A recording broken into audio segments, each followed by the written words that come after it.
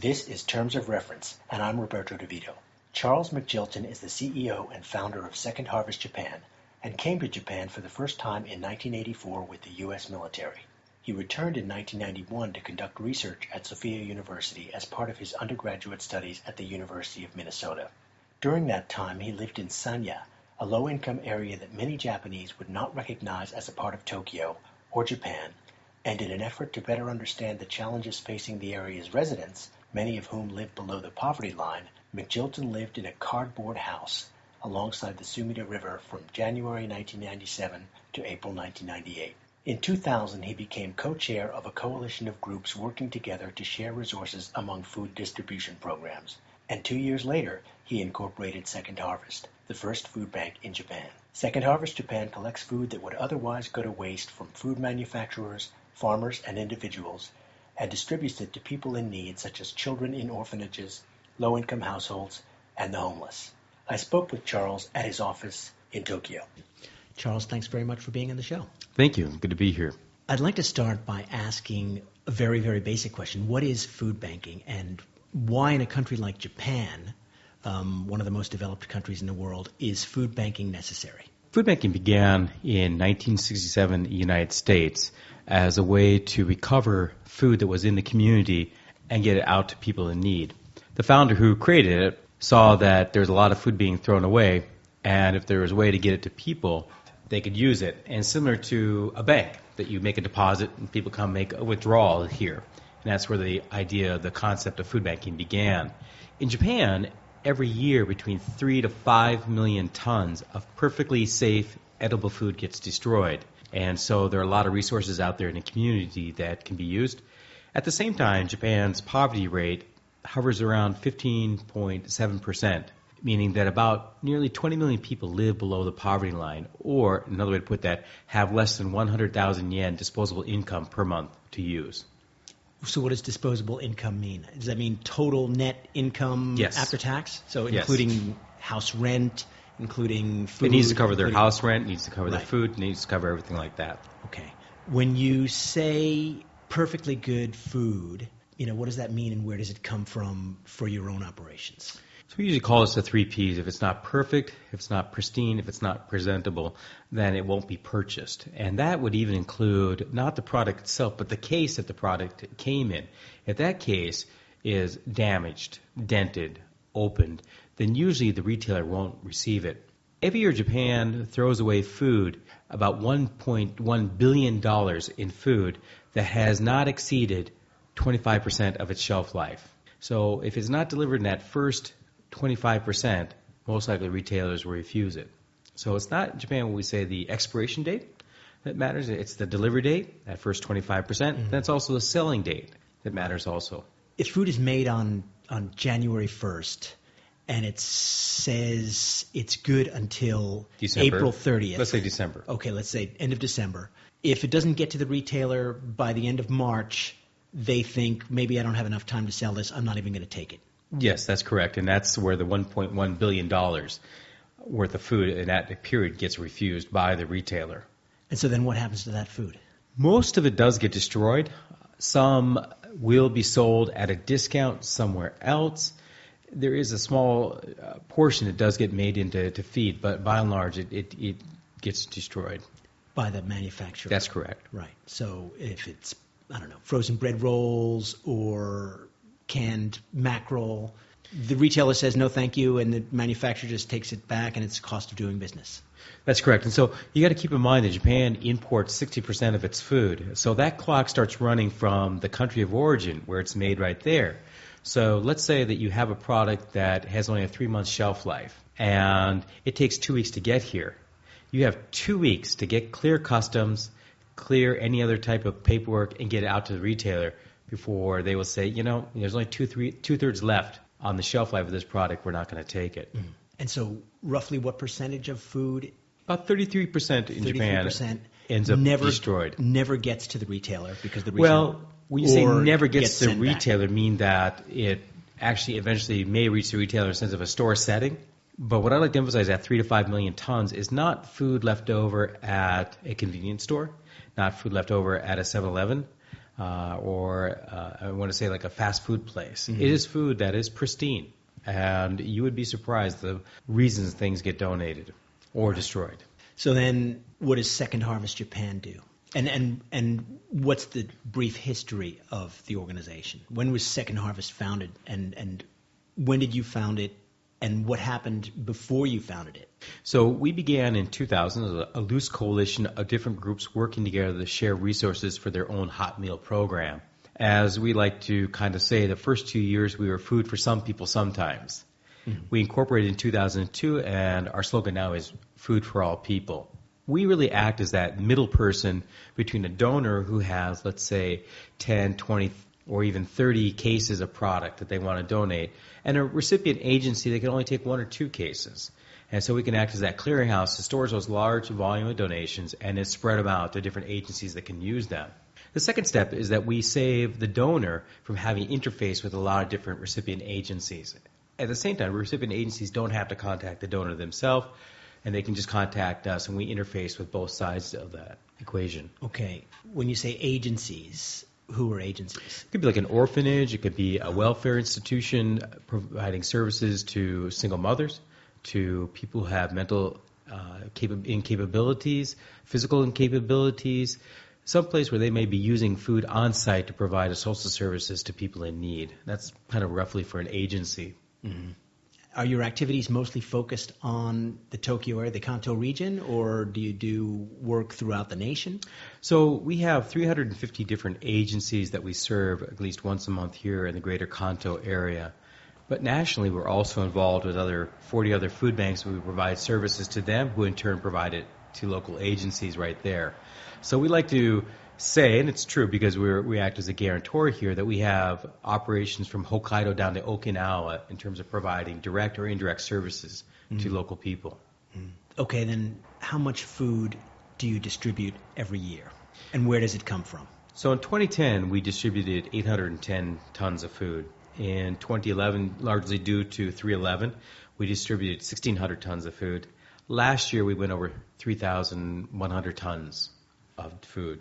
So a dramatic increase, but still, that's still a drop in a bucket to the 3 to 5 million tons that's actually available out there that we could recover if we had the capacity to do that. So, I mean, you've more than tripled your distribution in the last 2 years, and you doubled in the year of the tsunami and the reactor meltdown, and then you doubled again last year. What's the limit to growth? And are you imposing any limits yourself, do you think? I mean, organizationally? Yes, we do impose limits on ourselves in the sense that we have a specific capacity that we can handle based on physical footprint that we have and also just the staffing. The second side of this, and this is the bigger problem here in Japan with the nonprofit sector, is that it is probably less developed than, say, the Philippines, less developed than even India. If you look at number of paid employees, acceptance by the public, and impact on public policy. And in any one of those 3 years, Japan lags far behind. As I tell my students when I teach at the university, you have to remember, keep that in context, that the trains do run on time. You can drink water from the tap here. And violent crime is virtually unheard of here. So it's a very stable, safe society. But when it comes to providing social services, you'd be surprised how little is actually there. And even the agencies we do deliver to, they have a small footprint themselves. So while they may be using a lot of food every month, they're receiving deliveries several times a week. And we can only go maybe once, twice a month to them. So what we can provide to them is probably a very small proportion of what they could use. And that we call that our downline. And so having that as a major stopgap for us prevents us to get more food out.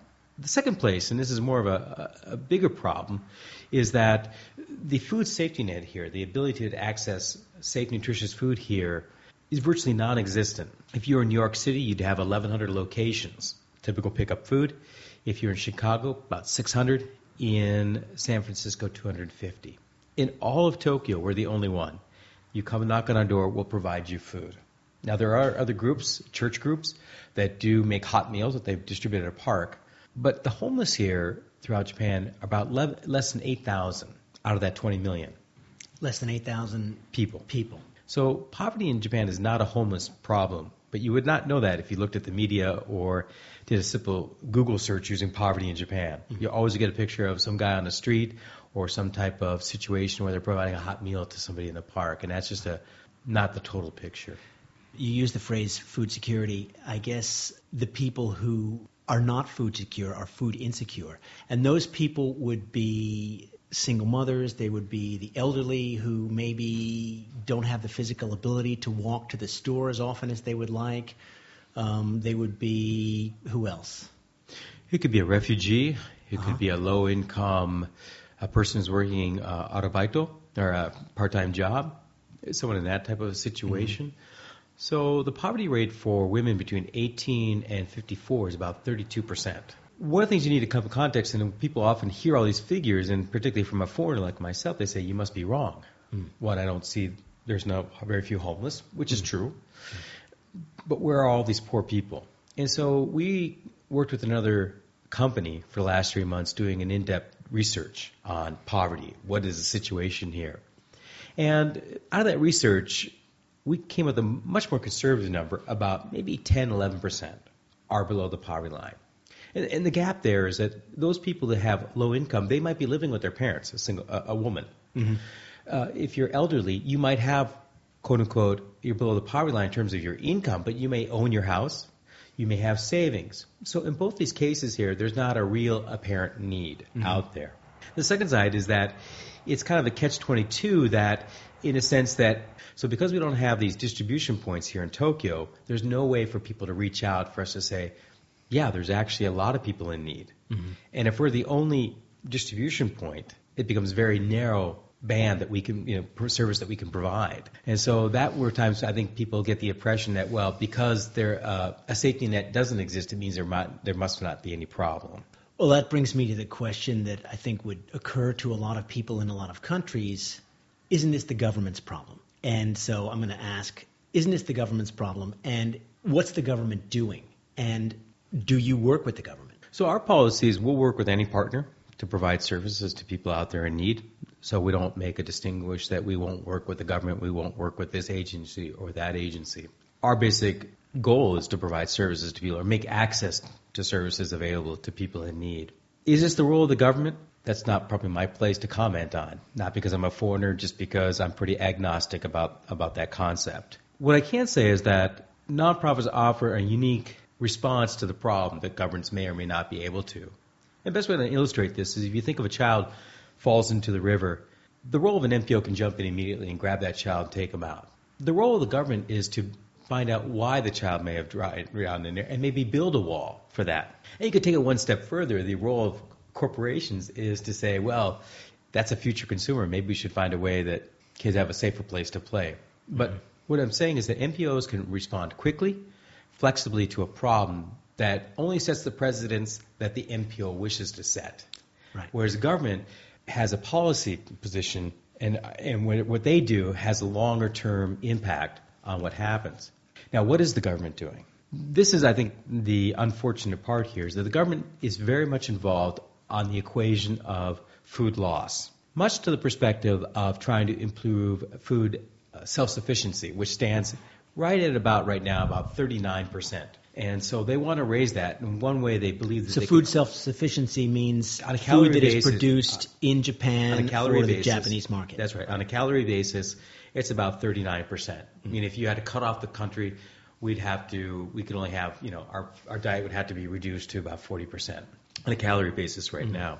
And so the government believes that by reducing waste, they can increase that number. That's one thought process.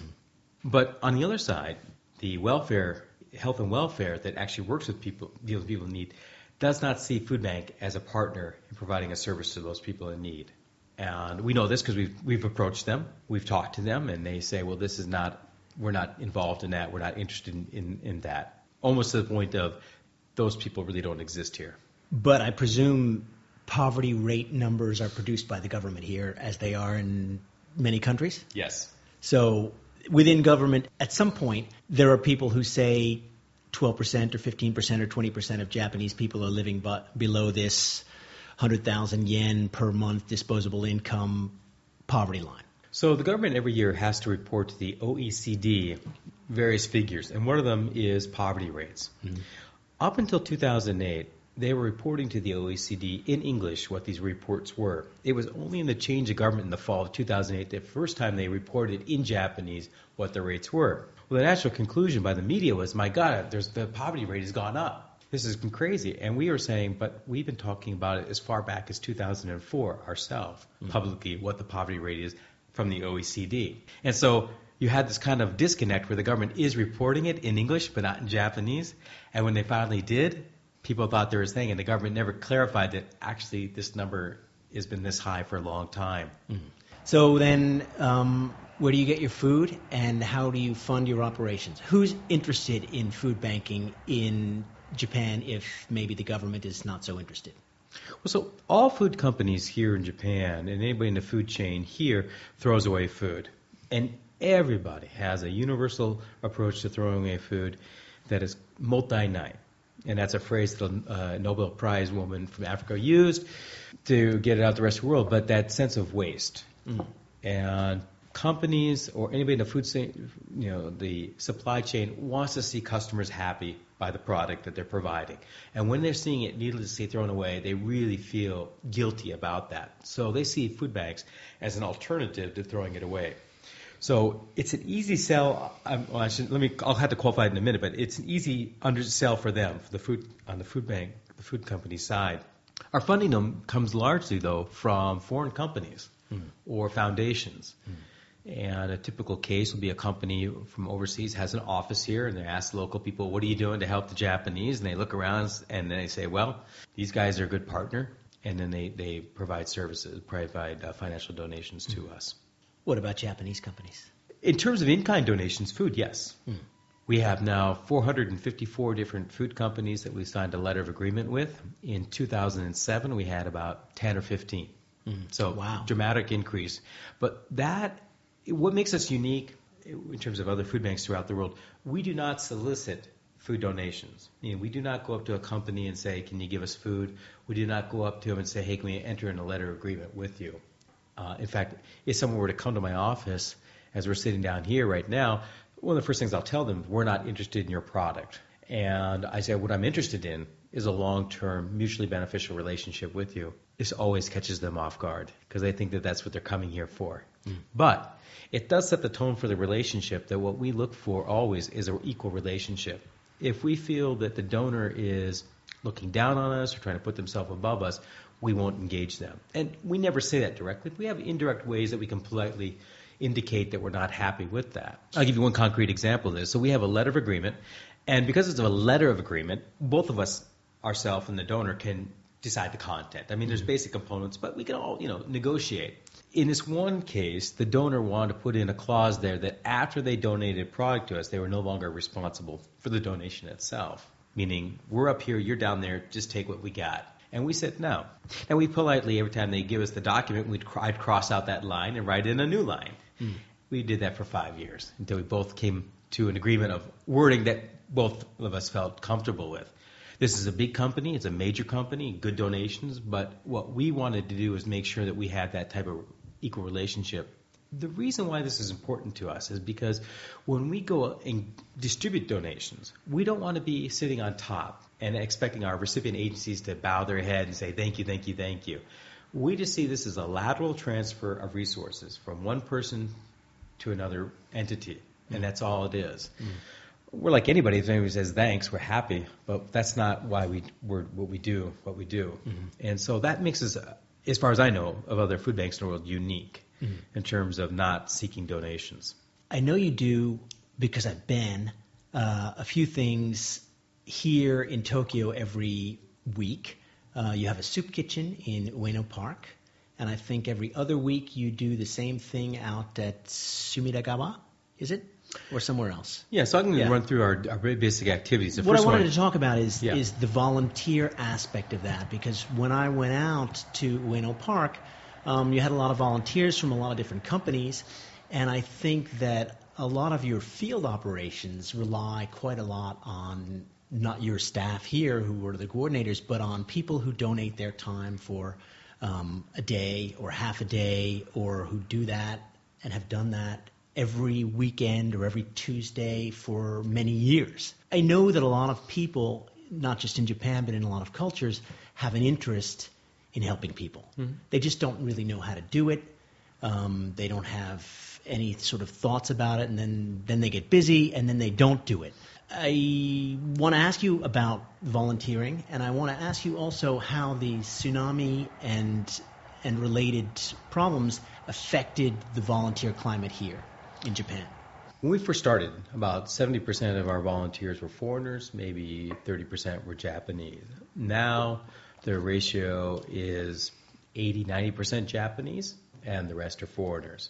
The second thing that has changed is that we have every week about 100 or more volunteers that help us out sometime during the week between Monday and Saturday of our operations here in Tokyo. Last year we had 27,000 hours donated to us, which is about 13 full-time equivalent employees. We had about almost now, I have to check the data, we're pretty close to about 5,000 registered volunteers with us. In fact, we probably have more volunteers that would like to come out and help out than we have physical capacity to handle that. And that's a good problem to have, if you will. The reason why we've always done the hot meal program as one of our biggest things that people get involved with is it's an opportunity for people to understand the wider things that we do here. That is just a small sliver of what we do. And that people can both see that we're providing services not just to people in the park, but also to single mothers. Other people come down to us. But also what kind of food is getting donated to us. Mm-hmm. And so that is why we kept up with the hot meal program and done that. When 3/11 happened, we knew we had a lot of support in the community, but I think we were all bowled over by the amount of people that wanted to come out and do stuff for us, whether it be fundraising, whether it be going up to Tohoku themselves, or doing something, people wanted to be involved. And because people knew about us and knew that we were not religious, that we were bilingual, that we were flexible, you could come once, you can come as many times as you want, it was an easy way to get involved. The unfortunate thing about at that time, 2/11, when it happened, is that we did not have our new office. Mm. And so our physical capacity was much, much smaller than what it is today. And so, honestly, I think we probably didn't make the best use of all the volunteers who probably wanted to come down and help out with us. But, space is a premium here in Tokyo, and so we did the best. Did I think that there was a big change in the volunteer spirit? It's hard for me to say because I am so close to the situation itself. Now, while I've been in Japan over 20 years and have seen a change in who actually gets involved in these issues, I can't say that, that was a major changing point, unlike the Kobe earthquake, which was a major changing point of people getting involved. Mm. I can't say this, and this is just my impression, again, only my personal impression, was that there was a better relationship with the Jietai, the self-defense forces, better sharing of information, better sense of openness to work with NGOs.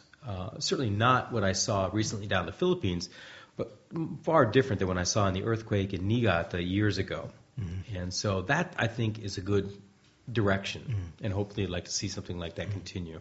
Mm-hmm.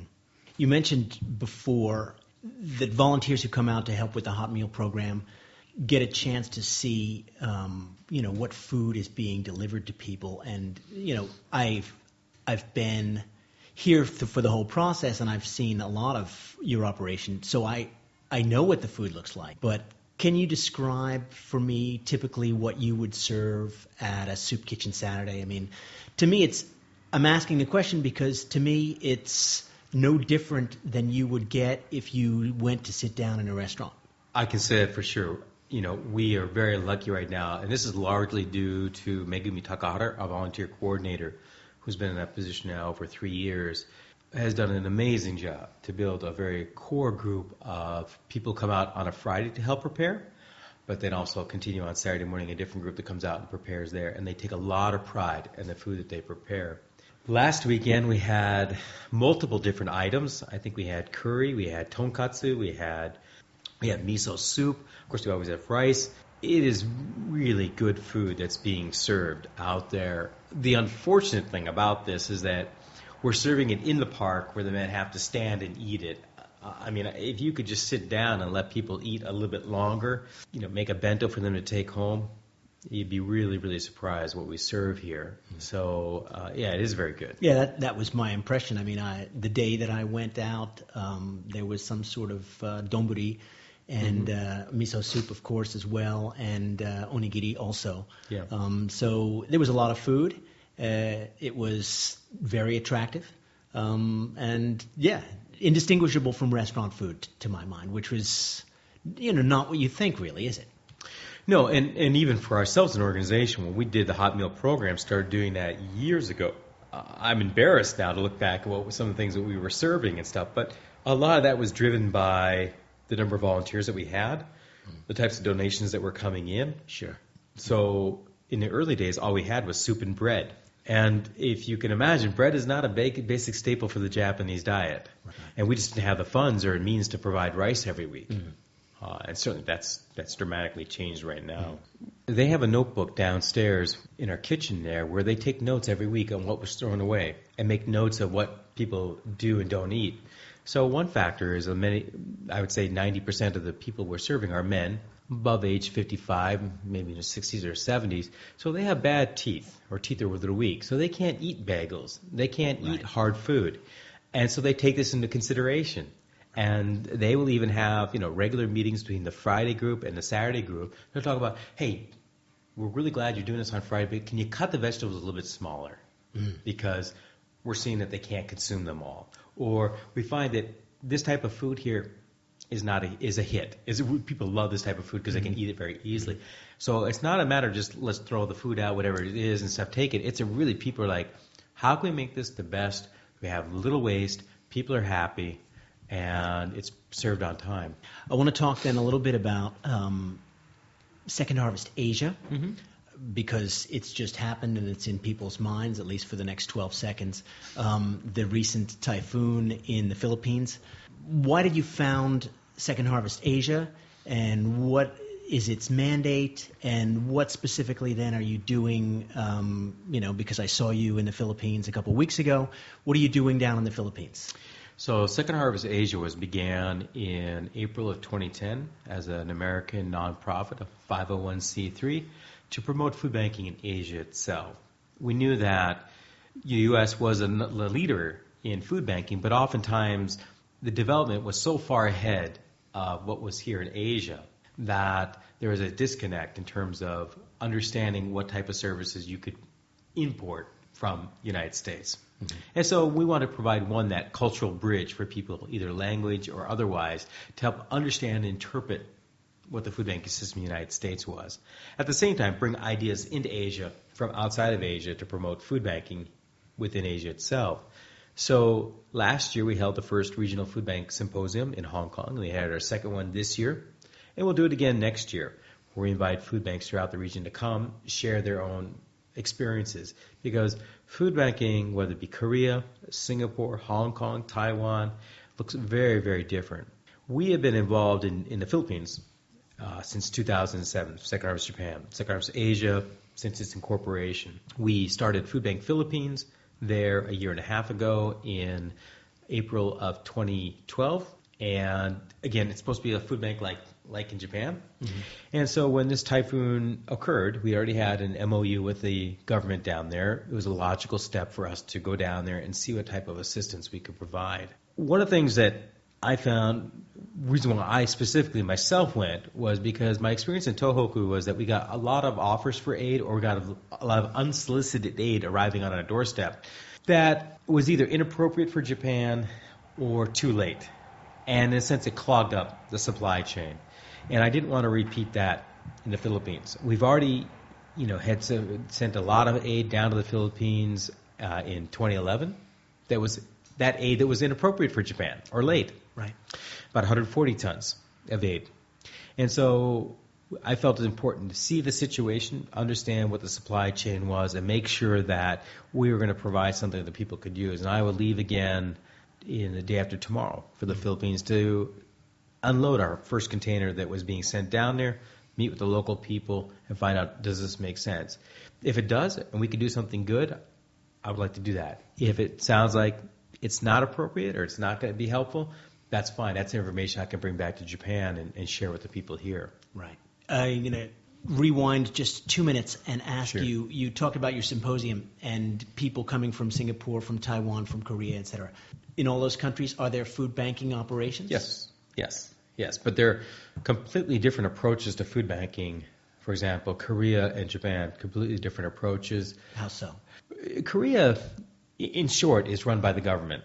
Okay. Not directly in terms of the government, an arm of the government, but funded through another social welfare agency by the government itself. And that doesn't happen here in Japan at all? No. You don't get any money from the government? Oh, no. Right. No.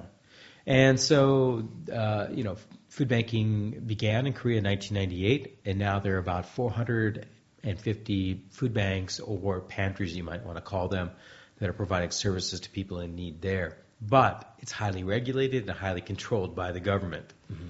And so how many food banks are there in Japan, roughly? 40 that will claim that 40. they're doing some Wow. type of food banking activity. But we're the biggest out of all those. Right. And we're nothing when it compared to U.S. food banks in size. Sure, for a country of 127 million people. Oh, yes. Well, in terms of what food Okay, well available. then what about Singapore? Because, I think people think of Singapore as an incredibly small and incredibly relatively wealthy place in which probably no one is more than 18 minutes from a McDonald's. They're also probably known for a degree of government regulation that could be described as, what's the word I'm looking for? Stultifying? So then what's the picture there? Is The it picture government there- managed again or no? Nope, it's not government managed. It's run by an independent nonprofit, but they are regulated by the government. Right. Incorporated, and they have to follow different regulations. And what they are making use of is that there are a lot of bakeries in Singapore. And so they've set up a very sophisticated system using text messaging to contact their volunteers where the food is and where to deliver it. Highly sophisticated So system. you mean that the bakeries at the end of every day or at the end of however many times a week they want to do it, they say, hey, we've got this amount of food that it's not going to be on sale tomorrow. You can come and get it and you can distribute it to whoever you want. Probably think of the other way around. If you're a registered... Well, think of the other way around. agency. So you revert to every Thursday you have these 5 bakeries to pick up and these 6 agencies to deliver to. But let's say one bakery says, hey, I don't have anything today. They text it, the text amount goes to you. You don't go pick up at that bakery. Right. You go to the bakery, you pick up, you've already clicked in, I picked up 20 kilos. That information's fed in. Okay. And so it's a very, very, very sophisticated system that they have down there to make use of that resources. Okay, that's what I want to talk about now. It's when you went down to the Philippines a couple of weeks ago, less than a week after the typhoon struck, and people have seen the pictures on the TV, and it looks just because we've been there in person, it looks just like Tohoku did after the tsunami. That storm surge that came through knocked down everything in its path, and then there was wind that killed all the banana trees, and it was a major disaster. And people lost their homes, they lost their livelihoods, they lost everything. When you go down to do a needs assessment, I guess would be the right phrase. I'm going to make it specific. In this trip that you made to do a needs assessment, who did you want to see, and what were you looking for, and what did you come away concluding? Going into any disaster, I really firmly believe it's like the 3 blind men approaching an elephant. It depends on what part you feel you're going to come away with a different idea of what the disaster is and what it means. So that I really, fully understood because I talked to other people that saw different things and said, wow, it's this way. What I walked away from this time, and you never know who you're going to meet. And I think this is the difference between the Philippines and Japan, is that it's much easier to get things done in the Philippines just by chance meeting, networking, using someone else's name. That's unheard of here in Japan. And so that was, hit home to me again that whatever I needed to do, I had to be there to meet the people, get that conversation, make that contact, get that number. The second one is that I wanted to make sure that who's going to be the end user? How are we going to get it to the end user there? And so just sending stuff down blind was not something I would be comfortable with. And so what I came away with was 2 things. One, we'll send out large donations through Cebu for distribution in Visaya itself, Leyte and those areas right there. And then more midterm to long-term projects will work on the northern island of Iloilo to help people recover their livelihood and things like that. But the issue is I think, is complicated in the Philippines because everything devolves to the barangay level, or the local government, LGU, the local government unit. They are the ones that have a large say in who is helped and how the help is going to be done. And in some ways, it seems like a very good system because these people know where everybody lives and who they are. The downside of this is a very political system. These are elected officials who sometimes do not support those who did not vote for them and favor those who are on their payroll.